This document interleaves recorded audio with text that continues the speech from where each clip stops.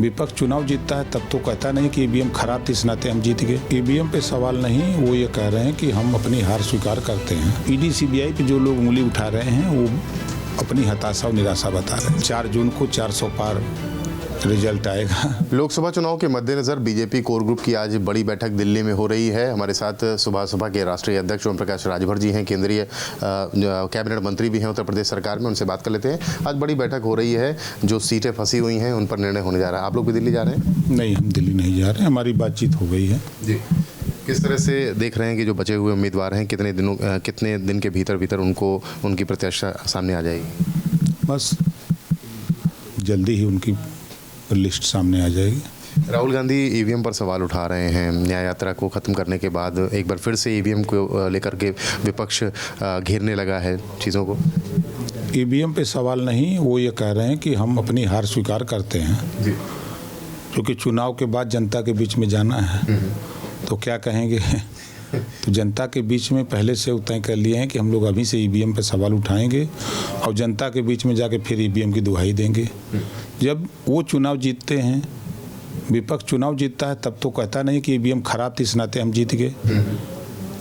हारता है तो ईवीएम पे सवाल होता है, तो वो हार को स्वीकार कर लिया है। ईडी सीबीआई की भी बात कर रहे हैं। देखिए, ईडी या सीबीआई स्वतंत्र एजेंसी है। ईडी या सीबीआई आपके यहाँ रेट क्यों नहीं डालती है?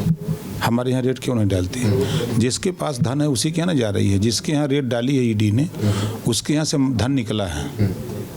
तो अवैध धन आप क्यों रखे हो? आप सफ़ेद धन रखो, कोई मना तो कर नहीं रहा है। जो सरकार का टैक्स है उसको जमा करो, वाइट मनी बना लो, ईडी सीबीआई नहीं जाएगी। तो ईडी सीबीआई पे जो लोग उंगली उठा रहे हैं वो अपनी हताशा और निराशा बता रहे हैं। समाजवादी पार्टी के राष्ट्रीय अध्यक्ष ने लेटर लिखा है, वो गए नहीं मुंबई न्याय यात्रा में शामिल नहीं हुए, लेकिन बड़ा आत्मीय लेटर लिखा है। इसे किस तरह देखते हैं कि वो गए नहीं लेकिन पत्र लिखकर समर्थन दिया? वो उनका विषय है।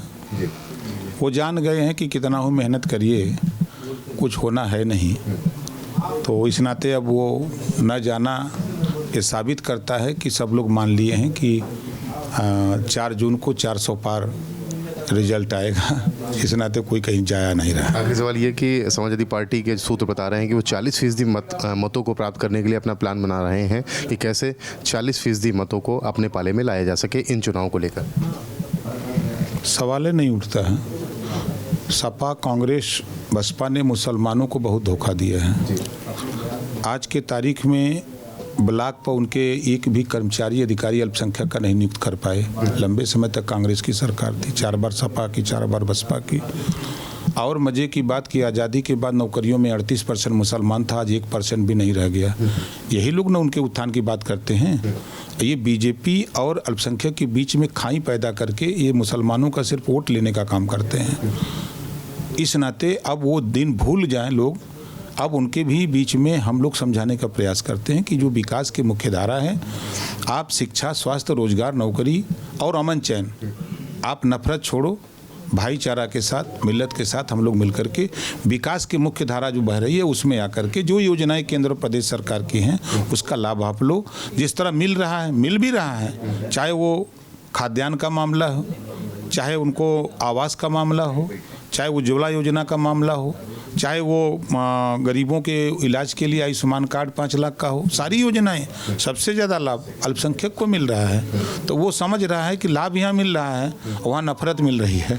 तो अब मुसलमान भी समझ रहा है कि हम नफरत में कितने दिन जिएंगे और सरकार की योजना लेकर के हम, तो इस नाते सब लोग परेशान हैं कि हमारा वोट न खिसके, कैसे बचा के रखें। कितने % ले जाएंगे वो लोग? अब बता तो दिए कि 4 जून 400 पार। ओम प्रकाश राजभर कैबिनेट मंत्री हैं उत्तर प्रदेश सरकार में, कह रहे हैं कि 4 जून को 400 पार एनडीए करने जा रहा है। लखनऊ से कैमरामैन रजनीश तिवारी के साथ रतीश त्रिवेदी, श्रेष्ठ भारत।